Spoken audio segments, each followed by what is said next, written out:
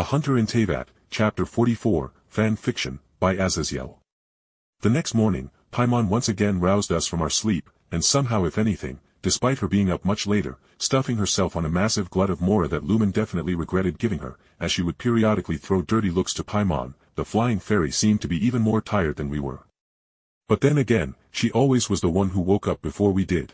So, what should we do until when we are supposed to meet with Vendi to give back the holy lyre to the church? Paimon asked as she flew around us while we were walking around towards the Adventurers Guild to pick up some commissions to do in the next few days.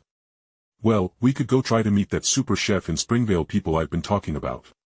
Or we could go talk to Amber or one of our night friends. I offered as a suggestion, as I offhandedly wondered how Lisa was. Oh yeah. Paimon cried before looking back to Lumine, who perked up, seemingly also reminded of something.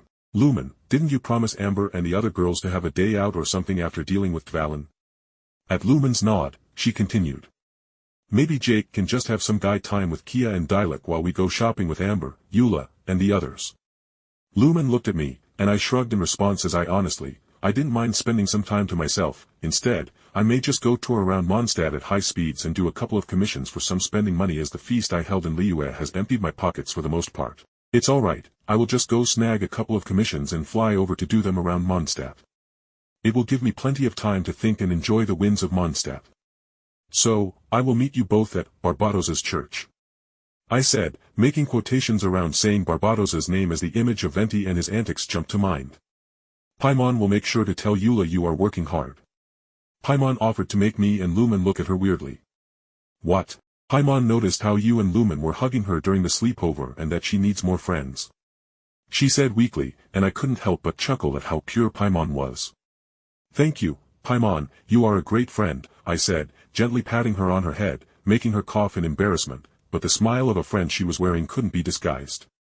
Alright, Lumine, Paimon, I will be back in a few hours, don't hand off the holy lyre without me, as I would like to speak to Jean, and it would be easier to catch her outside her office. More like I didn't want her and her sister Barbara to get caught up in a conversation, and her nation's Archon to be mugged by a foreign military literally at the church's front steps. I mean literally come on, a bunch of vision and delusion wielders briefly duke it out on the front steps of the nation's massive church, and it took half an hour for someone to find the unconscious body of Lumine on the ground. Maybe I should actually go get Dilek. He would love the chance to even the score against the harbingers that ganged up on him. I thought before cutting that thought out, as I would have no way to prove that the Fatui would be attacking us as we left the church anyway. Not to mention with how infamous he was, purely his being within the city could scare them off, and I wouldn't want them attacking us in a new location in time. Here in the city, we would be able to quickly get reinforcements if we could keep Signora busy for but a couple of minutes, especially if I summoned a massive ruin grader to shoot lasers around the church's grounds as we fought.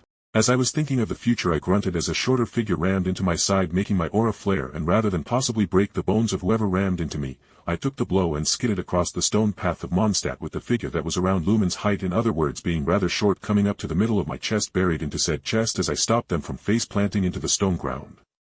Before I could recognize what was going on, I heard a frankly cultured male voice speaking into my ear as a small weight settled onto my shoulder. Oh, dear my Fräulein, you have smashed into this poor pedestrian, but it's a lucky fortune that he is so light on his feet, that neither of you was harmed nor even a lick of dust to taint your august bodies. I slowly looked to my shoulder with the weight upon it, and upon it was a large raven with tiny sparks traveling between its wings.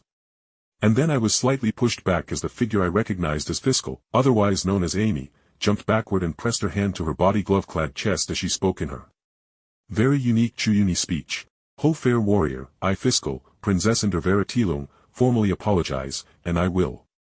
She paused and then stared at me with her hand falling, and I saw her face pinken for a moment before she blinked in surprise and spoke.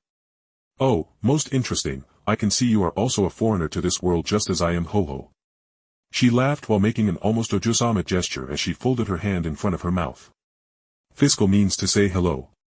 Her raven spoke up as he flew from my shoulder and began to hover beside her master. Oz. He is a foreigner of this world and a knower of grand forbidden secrets. He knew exactly what I was saying. Fiscal cried, almost stomping her feet in frustration at Oz ruining her introduction.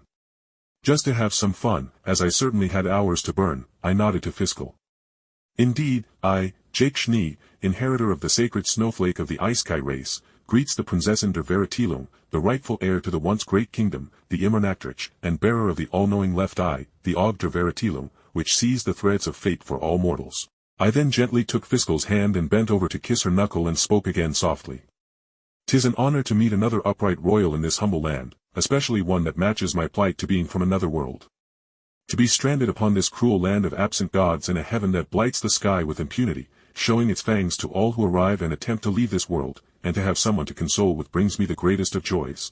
I then took a step back as Fiscal's face froze for a moment, and then her expression morphed into what I could only call to be the primordial example of a Yandra. As her eye patch covered, I began to glow with electro-energies as I spoke one final sentence, seeing her frankly.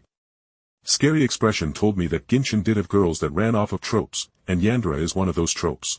Despite our abrupt meeting, I must bid you good day, my fellow purveyor of fate, as I must go to the Guild of Trials to save the lost lambs of the nation that is beset by chaos.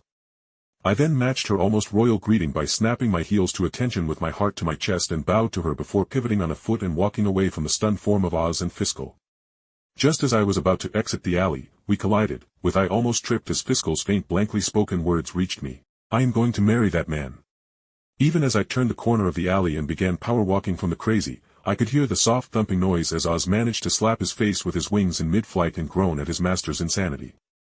Hey, if you like this and want daily uploads and to read early chapters, please drop a tip in my Ko-Fi https://ko-fi.com/Azazyel22926 or https://www.patar-ian.com/Azazyel and your precious energy stones. It keeps me working on it.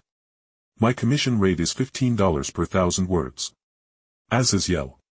Please, like and subscribe to our channel.